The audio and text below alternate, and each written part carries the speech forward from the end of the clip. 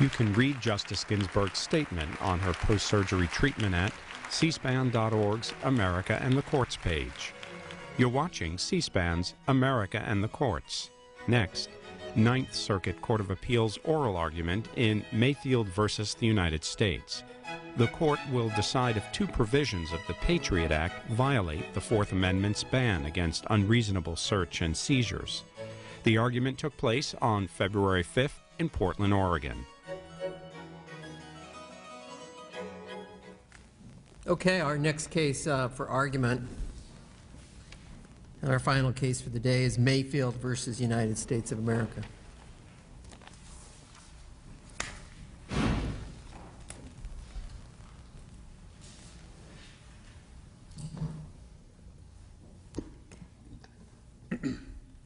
Good morning, Your Honors. May it please the Court. My name is Scott McIntosh. I'm appearing on behalf of the United States. I'd like to reserve 5 minutes of my time for rebuttal. Just keep your voice up, okay? Yes, Your Honor. The district court in this case has held that two provisions of FISA, 50 U.S.C. 1804 and 1823, are facially unconstitutional under the Fourth Amendment. That decision is incorrect for two primary reasons. First, the district court itself lacked jurisdiction to enter that judgment because the plaintiffs have no standing. And second, taken on its own terms, the decision misapprehends the appropriate Fourth Amendment standards that govern foreign intelligence surveillance. I'd like to begin with the standing issue and then turn to the merits. The district court held that the plaintiffs are suffering an injury because the government possesses the so-called derivative FISA materials. The injury perceived by the district court is not based on any apprehension about how the government might use those materials or whether the government will use them. The district court regarded their possession alone as being an Article III injury. Even if that's true, the problem in terms of standing is that there is no redressability for that injury. As you know, the complaint in this case and the settlement agreement that preceded it confined the district court to only one possible remedy, namely the declaratory judgment that it entered, a declaration of facial unconstitutionality. That was clearly a bargain for remedy? Absolutely, Your Honor. I mean, one thing that's important to keep in mind in general in this case, when you look at the complaint and what's being sought in the complaint, is that the complaint itself, unlike any other one I've ever seen, is itself the product of a bargain. It's part of the settlement agreement. Its terms were bargained for. And so the limitations in the complaint itself in terms of what the claim is and what relief was being sought is part of the bargain for remedy. So the only relief the court could enter here was a declaratory judgment, and the only declaration was a declaration that these provisions are facially unconstitutional. The problem from the plaintiff's standpoint is that declaration does not obligate the government to destroy or otherwise divest itself of the derivative FISA materials. And absent any such... So how would the government view such a judgment? Pardon me, Your Honor? How would the government view such a judgment? That is, it's just a document from the court that says the statute's unconstitutional? Well, it wouldn't prompt the government to take any action? Well, under the terms of the agreement, the settlement agreement itself, a declaratory judgment to that effect would mean that the government could not use those provisions in the future against the Mayfields. Now, that's of no real-world consequence because there's no prospect that that would happen in any event. But that's the only, in terms of the agreement itself, that's the only consequence. What it doesn't do is obligate the government to dispense with the derivative materials. And in fact, if you look at the agreement, the settlement agreement, it distinguishes very clearly between what the government has to do with the FISA take on the one hand and what it has to do with the FISA derivative materials on the other. The agreement spells out very specifically that while the government is undertaking to destroy the FISA take, it is not undertaking to get rid of the derivative FISA materials. I guess that means that the government intends to retain the derivative material. That's correct, Your Honor. And the government is that perfectly permissible under FISA? Yes, Your Honor. There's nothing in FISA that would require the government to get rid of the materials. Is there anything in FISA that allows you to retain the material? Well, the FISA allowed us to acquire the materials, and having acquired them, there's nothing in it that would require us to divest ourselves of them. So I mean, there's no affirmative provision saying you can keep it. I guess another way to think about it is FISA has minimization procedures, and those procedures themselves focus not on derivative materials in general, but on the immediate take. So FISA may place limits on what the government can do with the take, but it doesn't place limits on what the government can do with derivative things that are derived from the take. And as this court itself has held in cases like Grimes and Ramsden, even when materials are acquired unconstitutionally, that doesn't mean the government is obligated to give them up or to give up copies of them at the end of the day. And so the bottom line here is that the only redress that the plaintiffs could hope for is redress they're not going to get, and that this judgment doesn't get them. And that should bring an end to the jurisdictional inquiry here and an end to this case. Now, if the court were to decide that there were jurisdiction and to go on to the merits, in 2001, as part of the Patriot Act, FISA was amended to adopt a significant purpose test. Prior to that, every court which had considered FISA had held that its standards, its requirements, its procedures complied with the Fourth Amendment and satisfied the special Fourth Amendment requirements that apply to foreign intelligence surveillance. That's what the statute referred to. They referred to the purpose. It referred to the purpose, Your Honor. It had never been construed in that literal sense to mean the purpose. Some courts, as you're aware, had engrafted onto it or read into it a so-called primary purpose test, starting with the Fourth Circuit's decision in Trong. And Congress changed that to significant purpose. The district court thought that in doing so, Congress had crossed a constitutional line and had transformed FISA from a device for seeking out foreign intelligence information into a means of pursuing ordinary crime, and that therefore conventional Fourth Amendment standards should apply. That was incorrect. To explain why, let me walk through the statute a little bit. And let me talk about what what the government can do and what it can't do by virtue of the significant purpose standard. One thing it can't do is use FISA when the primary purpose of the investigation or the surveillance is to pursue a non-foreign intelligence crime, a so-called ordinary crime. That's what the FISA Court of Review held in the sealed case. That decision is binding on the government. It controls every FISA application we file. So right off the bat, the government is confined to so-called foreign intelligence crimes. Even as to that much smaller universe of foreign intelligence crimes, the government has to have a significant purpose in addition to, above and beyond, any prosecutorial purpose that it may have in mind. And the prosecution itself, or the prospect of a prosecution itself, is typically going to be simply a means to a broader, non-criminal foreign intelligence end. The government may bring a prosecution against someone based on FISA surveillance, not with the view of accomplishing the conventional criminal goals of punishment, retribution, but in order, for example, to extract additional information which can be used in other ways, which can be used for technical measures, security measures. The government may use the prosecution as a predicate for pursuing diplomatic measures or even military measures. The point is that when the government's engaged in surveillance under FISA, it is as true today as it was before 2001 that the programmatic goals of the surveillance are not criminal. They look to non-criminal concerns and non-criminal foreign intelligence ends. And that's why this case remains on the... Doesn't the change, though, to significant purpose allow the government, though, to also focus on criminal concerns? Well, it certainly allows the government in the sense of being able to prosecute someone. But of course, that's always been true. It's been true since 1978 that the government can use evidence of crime that comes out of FISA surveillance to bring a prosecution. But what's significant is that what the government can't do is use FISA, as the district court, I think, feared, as an end run around the requirements of Title III.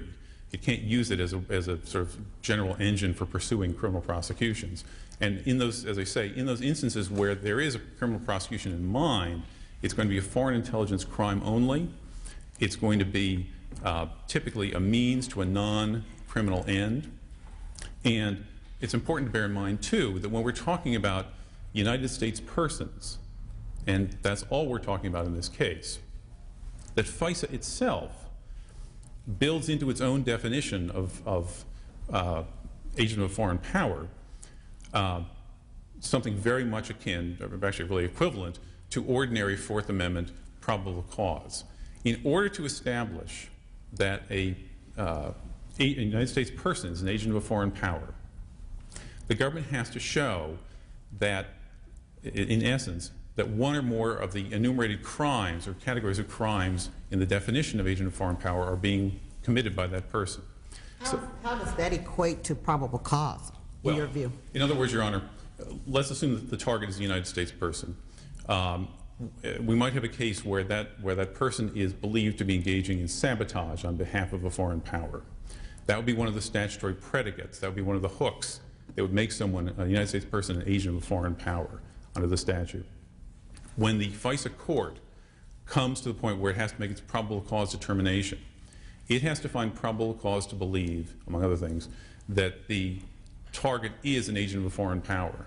And so in that instance, that determination, is this person an agent of a foreign power, is going to require the district court, pardon me, the FISA court, to decide whether the person there's probable cause to believe they are engaging in sabotage on behalf of a foreign power. So too, if you look at the definitions of international terrorism, they are tied very directly into criminal acts, acts which are crimes within the United States or state crimes or things that would be crimes if they happened here. Essentially, the definition of agent of foreign power, that as to which there has to be probable cause, is shot through with essentially cross-references to underlying federal predicate crimes. So that's why, as a practical matter, when you're talking about surveillance of a United States person, the probable cause determination that FISA requires is tantamount to a conventional showing that the person being surveilled is engaged in criminal activity. So what was Congress up to when they changed this? Well, Your Honor, when they made this slight revision? Well, here's the answer, Your Honor. Well, when I've been searching for the answer, so you can help me. All right. When Congress, let me back up. When courts began in the early 1980s, going actually 1980 with Tron, to engraft this primary purpose test onto the statute, the way they implemented it was to look, essentially engage in a kind of organizational chart inquiry. They would look into the investigation and say, whose hands are on the wheel here? Is it the criminal division? Is it the FBI? To what extent is the criminal division? The prosecutors seem to be making calls here.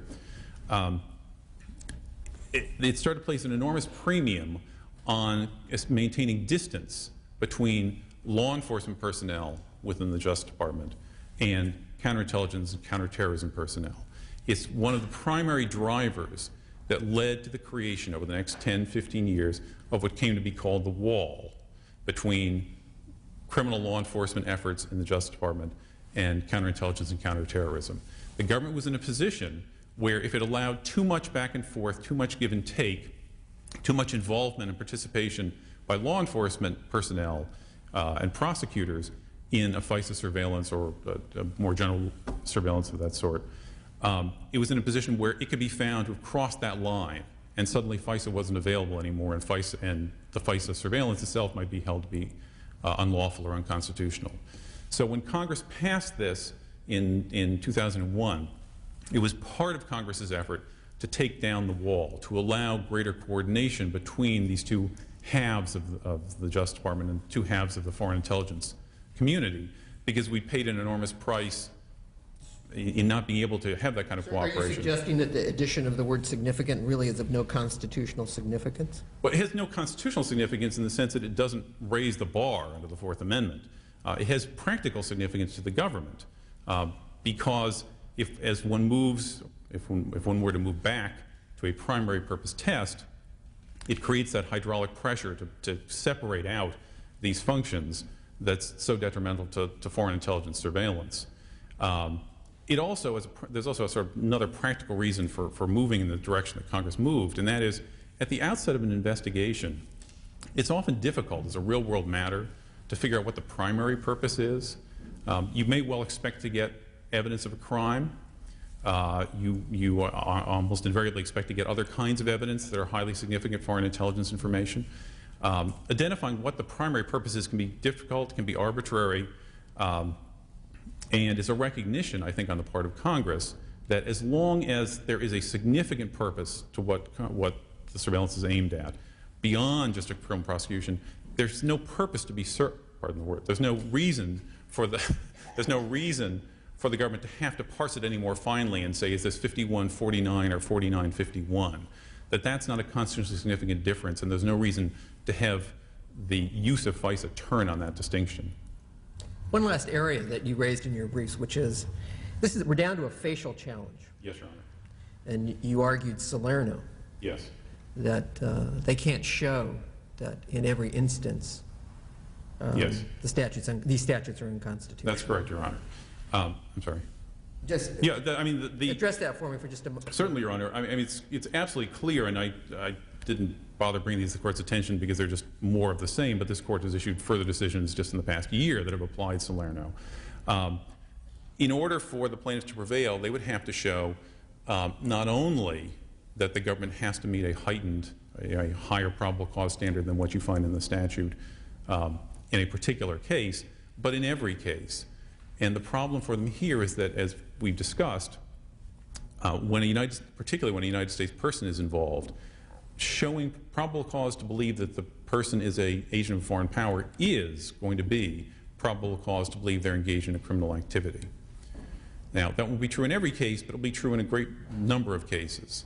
And that's enough in and of itself to take this out of the realm of facial challenges. If one finds oneself trying to think through hypotheticals, would it be okay here? Would it be constitutional in this circumstance or that circumstance? You don't want to speculate too far. I'm sorry? You don't want to speculate too far. Well, no. I mean, the whole... we can't engage in speculation about what the government might encounter or may not encounter. Well, that's exactly right, Your Honor. And that's the Fourth Amendment in particular is a sort of context-specific. Let me back up. The reasonableness standard in the Fourth Amendment tends to depend heavily on the context of the particular search or seizure, and that is another reason why. But it's clear, it's clear under the revision brought by the Patriot Act that the government would never have to show a primary purpose. Yes, that's correct, Your Honor. It's just a significant. In no instance. No, that's correct, Your Honor. But it's not I think the constitutional concern of the district court isn't that a significant that having a primary criminal purpose is somehow unconstitutional in and of itself. I think the notion is when that's your purpose, then we're in the world of ordinary criminal law enforcement, and then you need to meet conventional probable cause standards.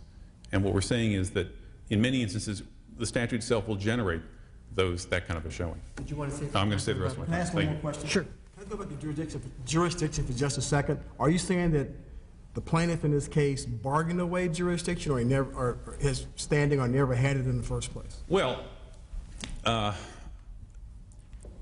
the outset, the plaintiff undoubtedly had standing to pursue certain kinds of relief, for example, damages. But of course, there was a $2 million payment as part of the settlement here. What the Supreme Court has held is that you have to establish standing on a sort of claim-by-claim and injury-by-injury, relief-by-relief basis. The consequence of the settlement agreement is it eliminated, when you look at the claim that's left and the relief that's left, there's no longer any standing because there's no longer any room for any remedy for the sole remaining injury. Thank you, Your Honor.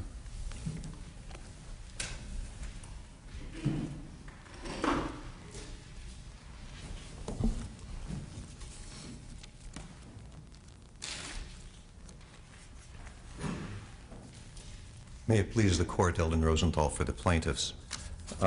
Your Honors, for the first time in the history of our nation since the Bill of Rights was adopted in 1791, the federal government can, under the amendments to FISA, for the purpose of building a criminal case, invade the privacy of one's home, the privacy of a law office, and can eavesdrop both in a home, an office, a motel, anywhere that a target can be found. The challenged amendments to FISA, Your Honors, are revolutionary in their sweep. The betrayal of the Bill of Rights contained in these amendments threatens to historically alter our understanding of the Fourth Amendment. What happened to Brandon Mayfield and his family is a direct result of the amendments challenged here, for in the process of attempting to build a criminal case against Mr. Mayfield, the federal government put him squarely in its crosshairs, performed covert searches of his home, looked at his client's files, put electronic surveillance on his home and on his law office. Counsel, is it your position that there was no foreign intelligence purpose? I have no idea, Your Honor, because I have not been allowed to see the FISA warrants.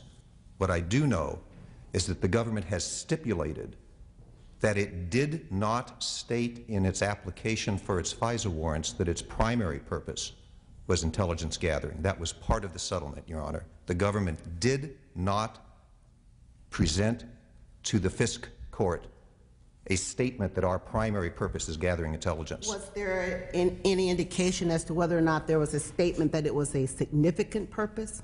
Yes, the stipulation of fact says that's what they represented. So then the argument is whether or not a significant purpose as opposed to primary purpose complies with the Constitution. Exactly, Your Honor. I would like to talk about redressability right out of the bat. Let me ask you a question along that lines, I guess it would be. So you start off by noting what happened to Mr. Mayfield, which is quite significant. I've read all the background. But the case was settled. So to what and what we're left with is a facial challenge. So to what extent do the circumstances of Mr. Mayfield and his family, to what extent do they bear on the facial challenge, if at all? Only as an example of what can happen, Your Honor. Only as an example. The government is only looking at part of the settlement when they say to you that we cannot get redress from either the district court or from this court. Your Honors, I specifically call the court's attention to the fact that in paragraphs 24 and 25 of the amended complaint, which was the agreed-upon, bargained amended complaint, as Mr. McIntosh recited, we specify the relief that we seek. We state in paragraph 24 that we have demanded that the derivative materials be returned and that the government refuses to do it.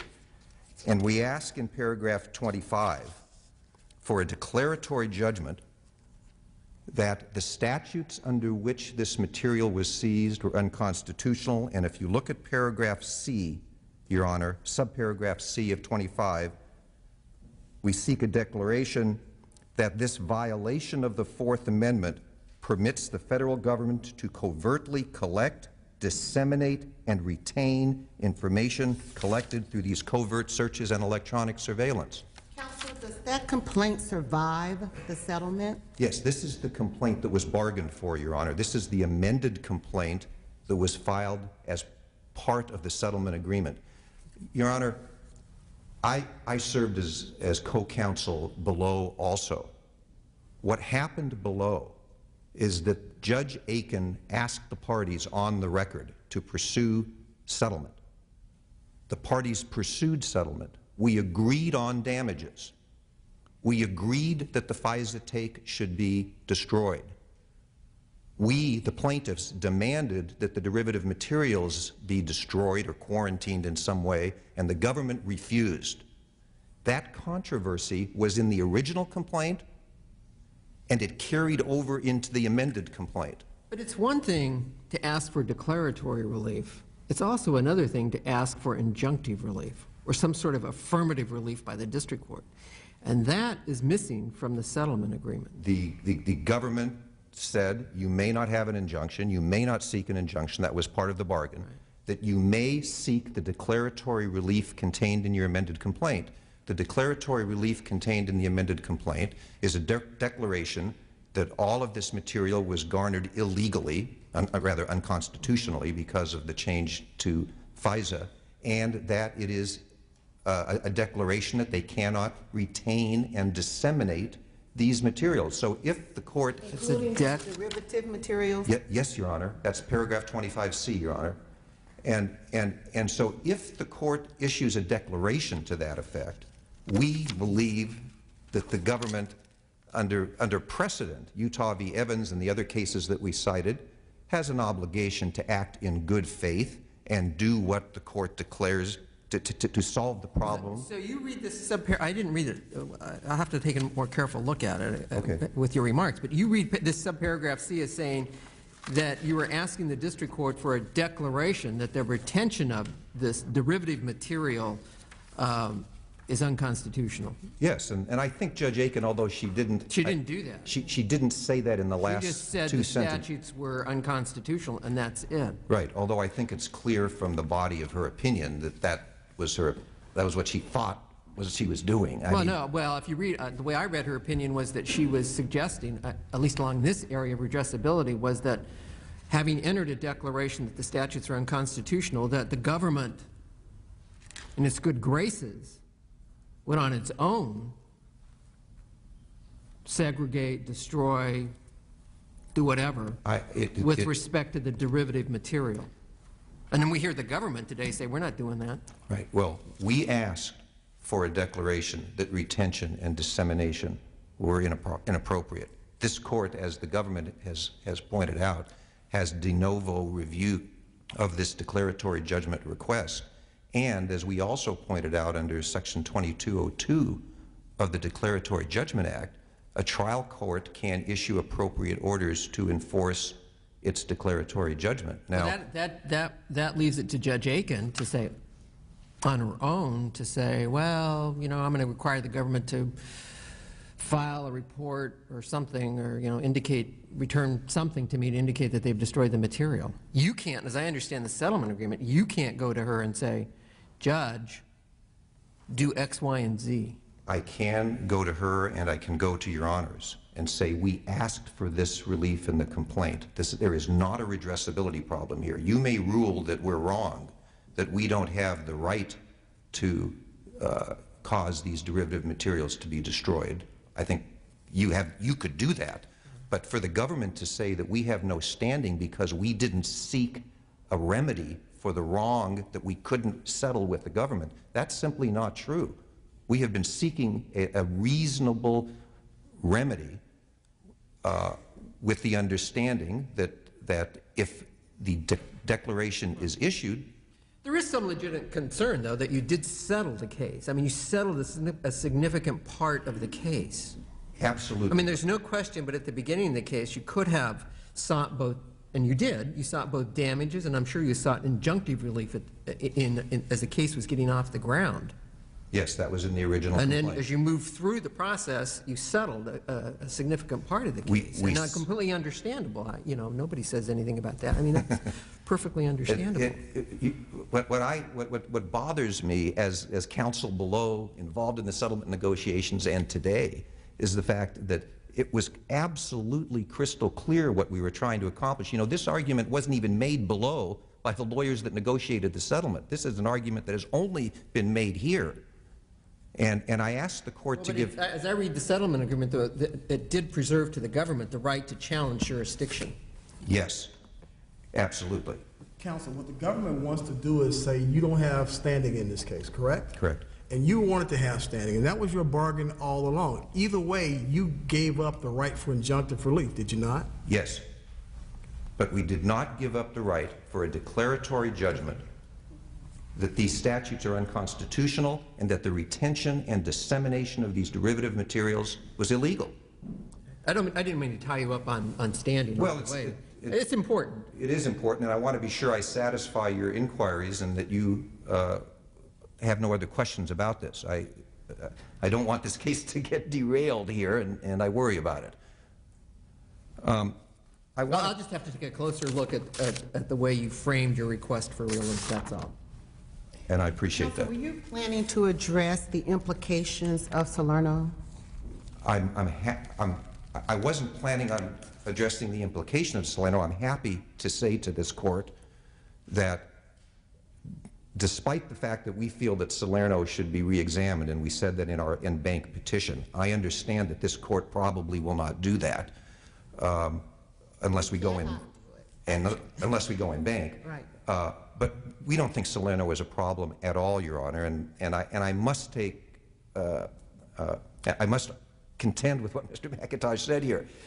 Just because a particular case, the government says, this person is an agent of a foreign power because we have probable cause that this person has committed a certain crime, that does not satisfy the Fourth Amendment, because in the context of the entire FISA statute, although the government must assert probable cause that a crime was committed, the government need not assert that there's probable cause that evidence of the crime will be found in the places to be searched.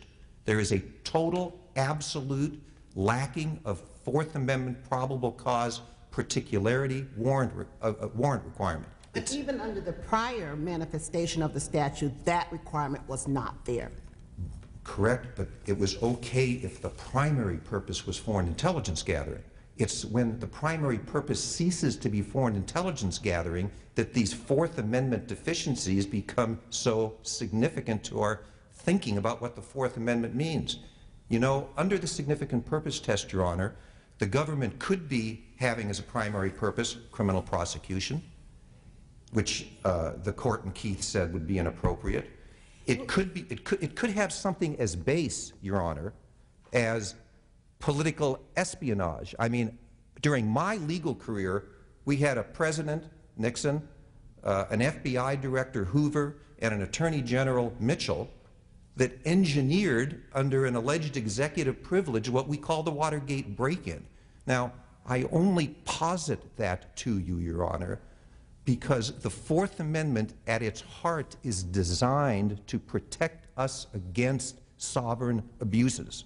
That's the purpose of it. Counsel, is it your view then, if the primary purpose is to gather evidence of criminal activity, that it would still be within the significant purpose language of the statutes? If I understand your question correctly, Your Honor, the answer is yes, that the government can very clearly, under this statute, and I think counsel conceded it, have as a primary purpose the prosecution of a person for a particular crime, and the government justifies that by saying the end justifies the mean. The end may be a bargaining chip with Venezuela over somebody who's in prison. But, Your Honors, the Fourth Amendment has always been the end and the means. The Fourth Amendment is not absolute. Of course. Reasonableness. Of course. Is the essence of the Fourth Amendment. The way I've read the cases is the court talks about the warrant clause and the court talks about the reasonableness clause. And what has happened here is that the warrant clause is being invaded. What has happened here is that for the first time in the history of our country, the executive department can have as its primary purpose domestic political surveillance, criminal prosecution, and in good faith can go to the FISA court and say, well, a significant purpose is foreign intelligence gathering, and not even voice what its primary purpose is. But any purpose other than foreign intelligence gathering as a primary purpose blows apart this very limited exception to the Fourth Amendment. In our brief, I called it the nose in the tent. When the government argued the Keith case, the government said, of course, the only reason for this surveillance and the only reason it's justified is for intelligence gathering. Now, Counsel, what's your understanding of the holding in Salerno? That when in a facial challenge, Your Honor, all possible applications of the statute must be unconstitutional for a facial challenge to survive. Very difficult. Extremely difficult. And it's your position that you can meet that difficult standard in this case? Yes, because on its face, Your Honor, on its face, the way FISA is now written, the Fourth Amendment procedural safeguards when the government is involved in criminal prosecution are not met. They simply are not met. So you can't think of one set of circumstances under which the act would be valid. That's your position? Yes, That's what Salerno requires. That's correct, Your Honor. I mean, let me give an example. Suppose the city of Portland said, we've got a problem with people growing marijuana in their bathrooms. It's a big problem. We've got a lot of marijuana growing in the city of Portland. We're going to pass an ordinance that says Police can go into any house to look for marijuana growing in a bathroom and prosecute those people. Well, certainly sometimes the government would have probable cause, but the statute on its face does not meet Fourth Amendment requirements. That's what we have here. On its face, the government can go to the FISA court. That's only if you equate probable cause as it's been interpreted in the context of traditional criminal prosecutions. But the statute is not written that way. And the question becomes whether or not there is one set of circumstances under which this statute would be validly applied. If there were a classic foreign sale that was plotting against the government and this statute were applied, would you say that the statute was unconstitutionally applied in that circumstance? Because although the government may have as a primary purpose foreign intelligence gathering, the statute says that the government only has to have a significant purpose. Now, could the government come in my hypothetical case and go to a judge and say, we have probable cause, we've seen marijuana going in and out of the house, and get probable cause? Yes. But that wouldn't make the statute on its face constitutional. The statute on its face provides for a lack of probable cause that a crime was committed in many circumstances, and in the few circumstances where there is probable cause that a crime was committed, the statute on its face does not require the particularity and the notice and the duration requirements that have been handed down through thousands of court decisions in interpreting the Fourth Amendment. I appreciate, Your Honor, as much as anyone does, that if there's a ticking bomb scenario like we see on TV, that the government needs to act quickly. All that this statute needs to do to be fixed is to go back to primary purpose, so that the government simply goes to the FISA court and says, our primary purpose is gathering foreign intelligence.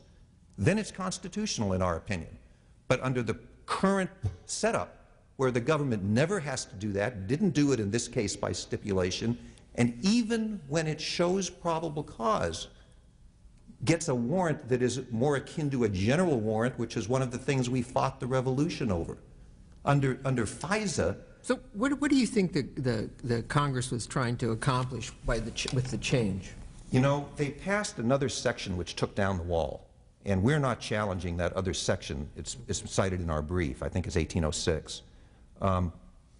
I think, Your Honor, as I said in the brief, that in the emotional turmoil following 9/11, as has happened other times in our history, we forgot about bedrock principles in order to do what the executive said needed to be done. I think that's what happened. They need to make that modification in order to implement removing the so-called wall? No, absolutely not. And it has always been the case, as Mr. McIntosh acknowledged, that if they discovered evidence of a crime during a foreign intelligence tap, that they could prosecute the person. Section 1806, which is in our brief, eliminates the wall. The wall is a red herring in this case, Your Honor. You got a few minutes left. You got about a minute left, so go ahead and summarize. Is there anything else that you would like to talk about rather than what I want to talk about? Judge Rawlinson, would you like to talk any more about the probable cause issue? I'm satisfied with your responses. Thank you. Well, if you want to pursue it further, you know, one of the arguments the government advances is the programmatic exception to the warrant requirement. And but the program. And that is, and they're taking their argument here is that the FISA structure, the elements of the FISA scheme, statutory scheme, with all its, you know, they have to go to the FISA court, they have to have certification, they have to have made certain standards, that in the area, in the realm of foreign intelligence, this is just another example or another situation where it's a programmatic effort that is similar to other programmatic schemes that the court has. That's the government's argument. And our argument is Edmunds.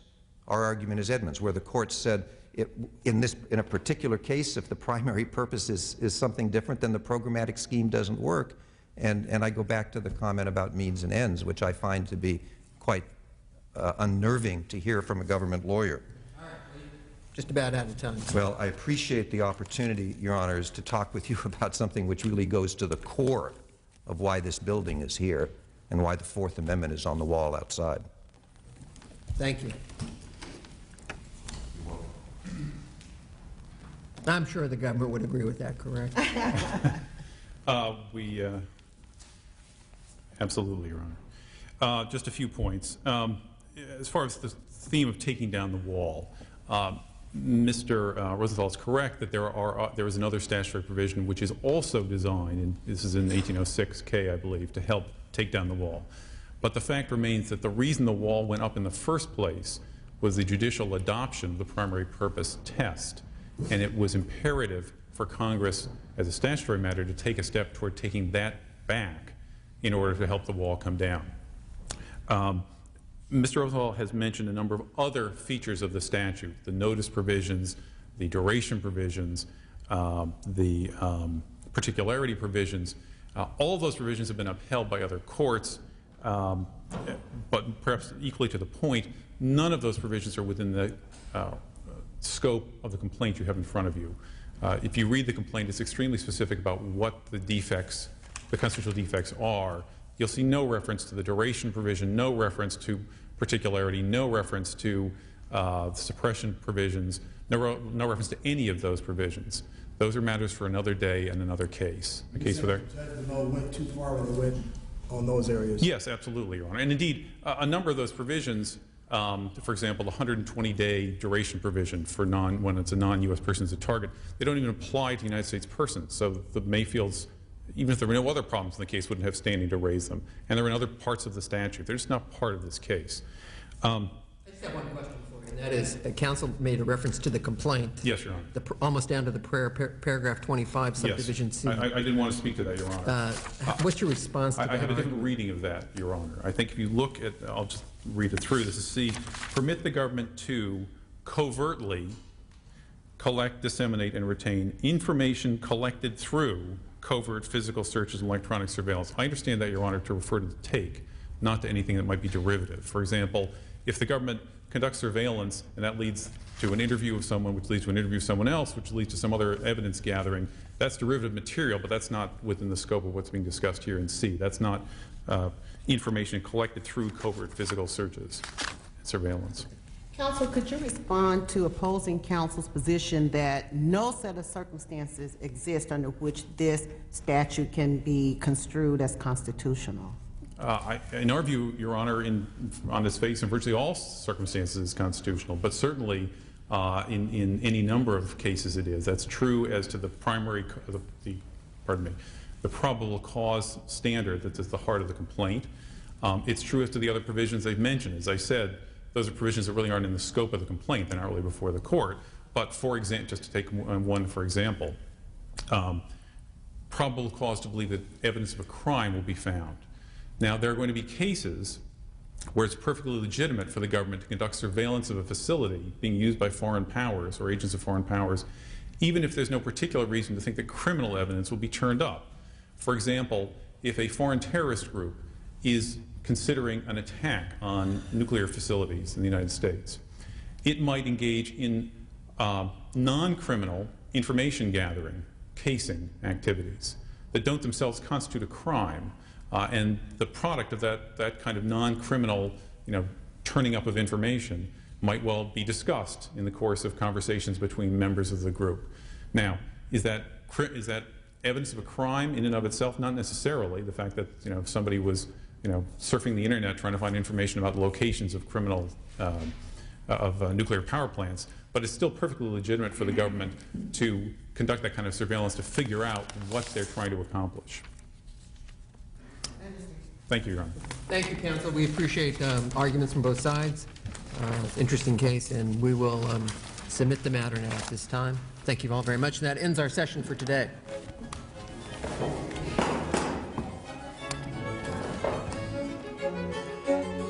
The Ninth Circuit Court of Appeals has not yet issued a ruling in this case. For more information on this case, Supreme Court cases, or to watch recent America and the Courts programs, go to cspan.org and click on America and the Courts under the C-SPAN series link. And join us next week for America and the Courts, Saturday evenings at 7 Eastern on C-SPAN.